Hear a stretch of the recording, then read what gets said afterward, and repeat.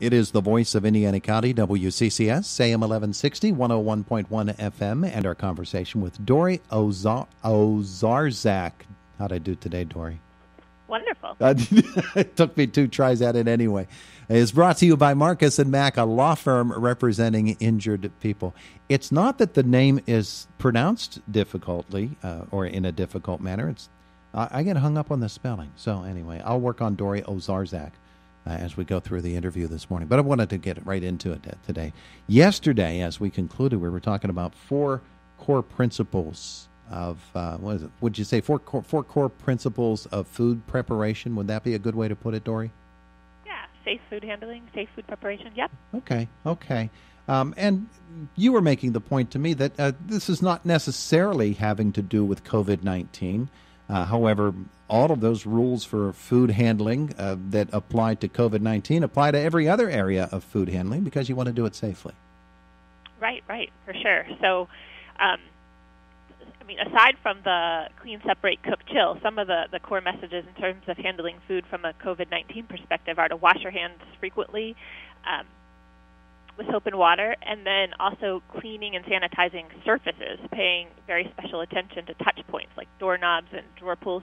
So I was telling you yesterday, I'm super familiar from a food safety perspective. We were talking about meatloaf, like with eggs and the ground meat, but like where I more than ever am paying extra close attention is those touch points. Like, what am I bringing into my kitchen? If I run to the garage to get something out of our spare fridge and I'm touching the doorknob and then I'm coming up and I'm opening the refrigerator, like that. More than ever, just realizing that we wash our hands anytime we touch something that can contaminate them, and that while I could certainly read the list of when it's important to clean them, it includes before eating food, before preparing food. Remember, yesterday we talked about how 65% of people don't even wash their hands when they begin preparing food. All an important part of the clean step. If you're caring for somebody who's sick, if you're touching uncooked foods, if you blow your nose, coughing, sneezing, if you do a side task like caring for an animal or touching garbage, if you use the restroom, those are times that we want to be washing our hands. But it's really because we are touching something that could contaminate them, and now more than ever we're paying attention to those touch points like the drawers, the knobs, the handles. It would be interesting if we had somebody that would sit there with a tablet and a pen and write down everything that we touch as we're moving about the kitchen. Of course, we'd try to clean up our act if we knew somebody was doing that. But if we didn't know they were doing it and we were able to see that list, I bet you we would be stunned how many things we touch that could be contaminated. I told you I count. Not really, but in my, when I just was making a peanut butter and jelly sandwich, I'm like, I just touched 10 things. So really, it comes down to taking some time throughout the day to wipe off those, clean and sanitize those key touch point areas, especially, just depending on what's going on. If you have a family member, that's heading out into the world to do some essential task and they're coming back into your home, just being really cognizant of hand washing, hand sanitizing, and wiping off any touch points that might have, have the risk of cross-contamination. And with kids, kids, they bring everything into the house. No doubt. For sure. Right. All right, so we're preparing our foods. We're doing everything that we can to do it safely. Dori, spend some time, if you would, talking about refrigeration of food items to prevent bacteria from building up. And that has to be pretty important, doesn't it? Oh, yeah, for sure. So that kind of falls under the category of chill and the whole clean, separate, cook, chill. And what's important is to keep refrigerated foods at 40 degrees or less. So keeping potentially hazardous foods, like foods that could cause foodborne illness, the foods that we store in the refrigerator, below 40 degrees basically stops, dramatically slows the growth of any bacteria that could cause a foodborne illness. And so that's why we store the milk or raw meat or leftovers in the refrigerator. 40 degrees is kind of that magic number of what it takes to protect the food from having the opportunity to make us sick. So, and then from there, the rule is to safely store leftovers in the refrigerator for really 2 to 3 days, ideally. you could go to 4 to 5. 7 is the max. So, like, if you have leftover lasagna or spaghetti or something in the refrigerator, you want to ideally use it up in 2 to 3 days or freeze it. But if it's been in there for more than 7 days, it's no longer considered safe to eat. Oh. And that's kind of the same rule as if you had let it sit out for 4 hours. So, like, if I had let the lasagna sit out at room temperature for 4 hours, it's no longer safe to eat. If I had left it in the refrigerator for 7 days, it kind of gives you a perspective of what the refrigerator does to extend the shelf life of food. Yeah, it really does. And thawing of meats is also pretty important to pay attention to, isn't it?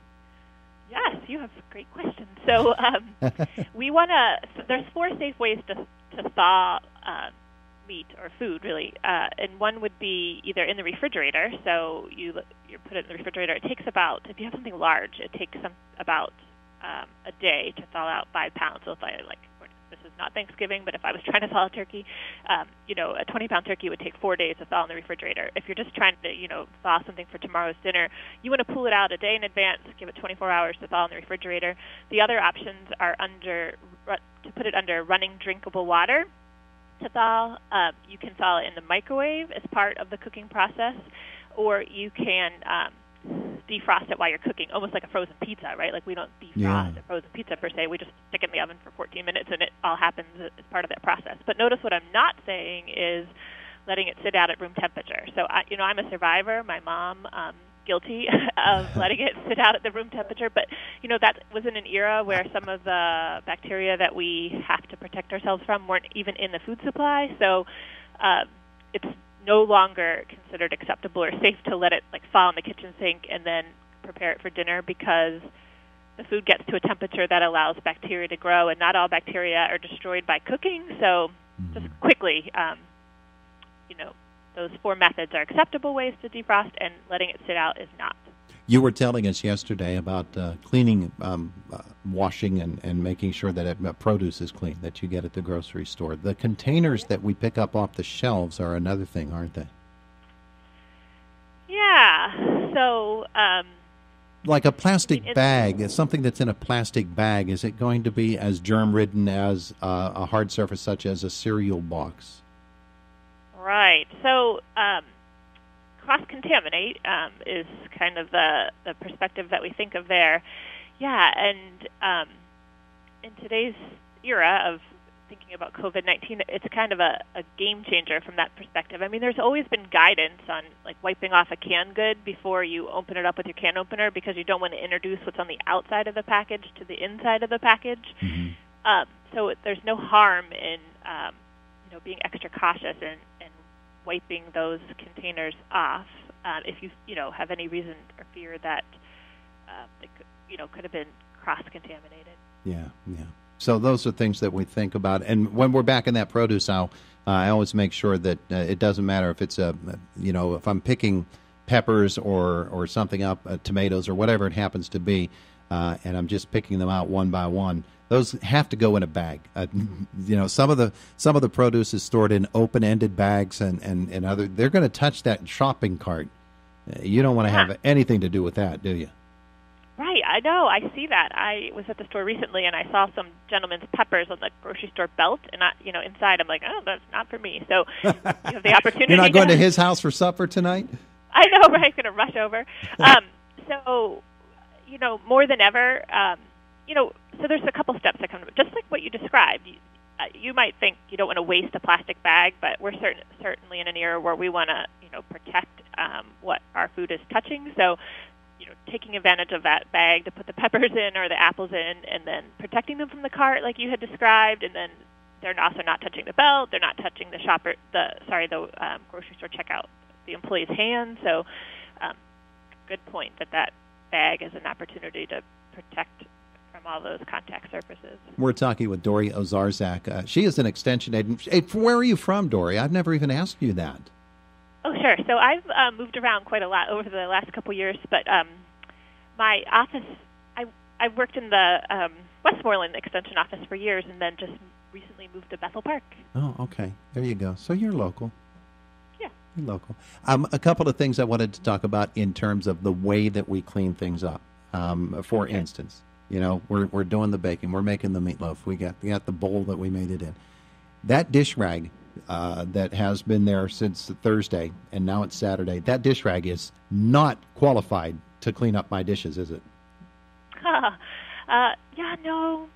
So, I guess to you want to switch them out as often as possible to use a clean cloth, because because of cross contamination, you don't want to take what it was exposed to prior and carry it into what you're doing now. So,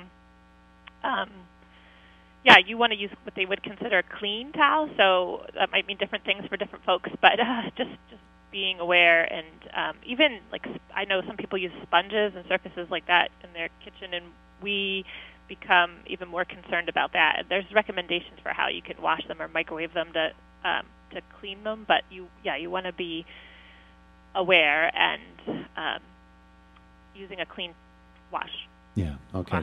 So you're using a clean cloth. You're using hot water. Are you using? Does it matter the type of soap? Does it have to be the antibacterial soap? No. So that's good that you asked.